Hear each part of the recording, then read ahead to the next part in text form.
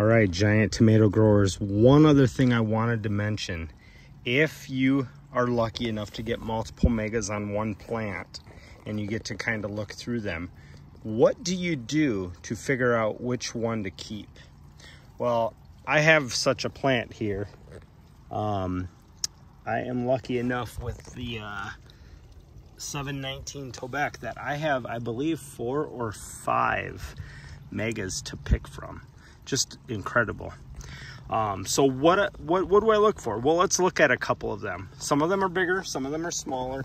We're gonna go through. So this one, let me see. It's pretty dense in here, but let's see. This one right here, very nice one, actually. I don't know if you guys can see that. Almost a U shape.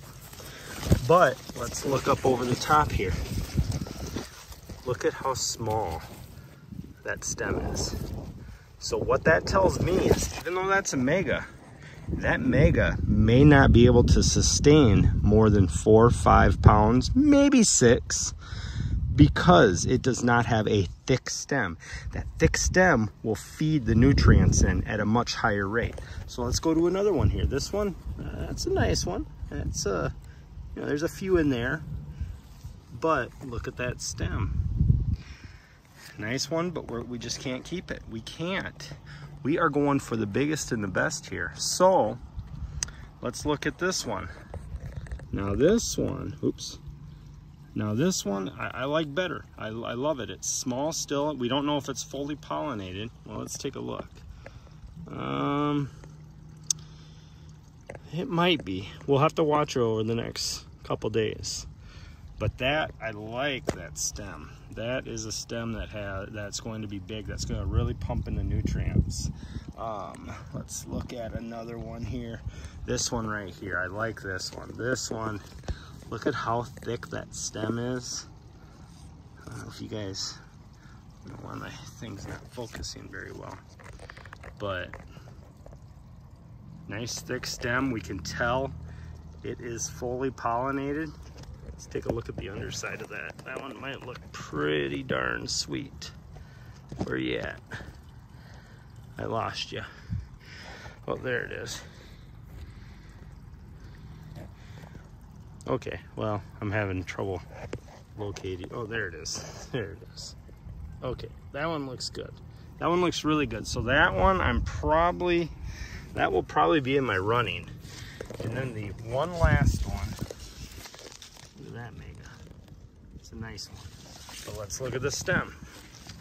Let's look at the stem. It's all gonna come down to, oh, now that's a nice stem.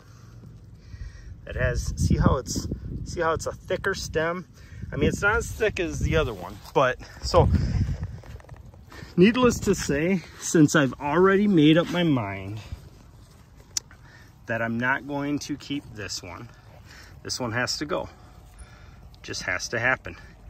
Yes, it's hard. It's hard to take off tomatoes that could potentially get really large. But if there's better, there's better. Look how small that is. That would feed it only up to a certain point. This other one in here, I'll keep this for this one deep in here. It's a really nice mega. I'm gonna keep it for a couple more days to make sure that that one has fully taken and is developing well, or the one over there. But this one will probably be cut more than likely in the next couple days to make way for the energy to sync up to one of those other two. But I just wanted to quickly tell you guys about that in case you do get lucky enough to get 2 or more megas, and you can then pick and choose which mega is better, because not all megas are created the same, and you want that real thick stem behind it. If you ever look at any of the really big tomatoes that come in, they all have incredibly thick stems. So look for that. Another little tip, trick, and secret that I think really elevates yourself to that 6, 7, 8, even 10 pound level or greater. Thanks, guys. Growing big.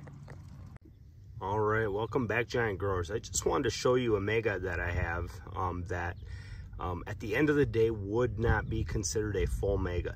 Still extraordinarily impressive.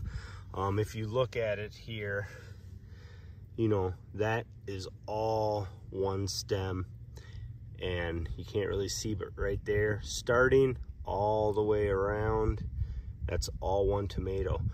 But this one is not connected. You can see the light. I don't know if you can see that there, right? Okay, see my finger there through that? That one's not connected. So what I need to do is I need to get that off, because that is going to not only be a drain on energy, but at the end of the day, it does not count as the weight of the tomato. Now, that tomato in itself has quite a thick stem, so I'm hoping I can do this without ruining anything, but let's see what I'm able to do here.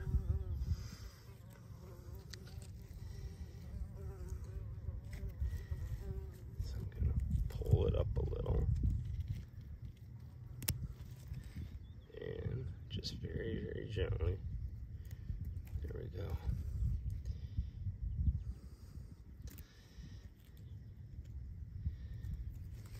Okay. All right. So this is pulled away. As you can see, just a massive stem hooked to just this one. But this was going to be just basically, think of it as a leech, as a parasite for the growth of this one. So this has to go away, leaving still an extremely impressive tomato. Let's see if we can get a little look at it here. Let's do a little around the tomato. Whoops. Just very, very beautiful.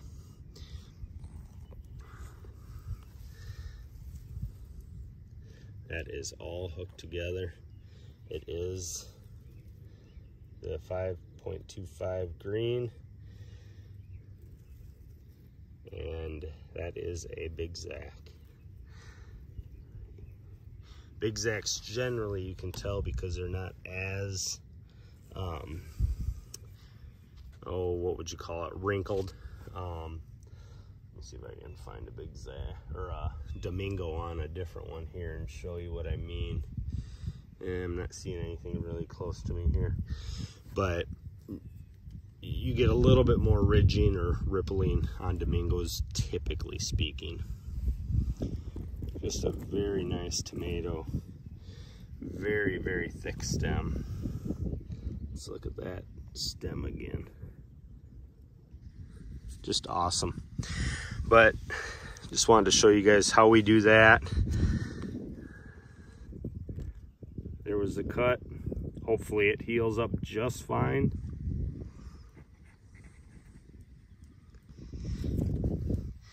And we can grow an absolute monster. Beautiful. Thanks, growers. Grow them big. All right, giant growers, just wanted to show you something really quick. I was out here pruning my tomatoes, and well, you see it? I know you do. That right there is one of the biggest pests in the tomato world. I'm sure you guys can guess what it's called based on that right there. Oops, right there. It's called a hornworm. And a hornworm is from a moth. Moth lays its eggs, hornworm hatches, hornworm eats tomato up. So there's only one thing we can do. Gotta get rid of this thing. I'm the only one that gets to prune this tomato bush. It's a pretty good size one. Now, I used to just feed these to my chickens. I no longer have chickens. So I think what I'm actually gonna do, I think I'm gonna try fishing with this. I'm sure there's something down there that would love a big green worm. But yeah, you cannot be on my tomato bush anymore. And This one was a lighter green. That's why I was able to see it. I think actually based on how hard it is, I think it's about ready to go into its pupa stage. But usually they blend in so well when they're sitting there, you can barely even see them. So keep your eyes out for these. These can take down a plant pretty quick, especially if you get multiples on them. So, all right, hornworm, say goodbye. No more food for you. Yeah, there we go. Thanks, giant growers. Good luck and grow them big.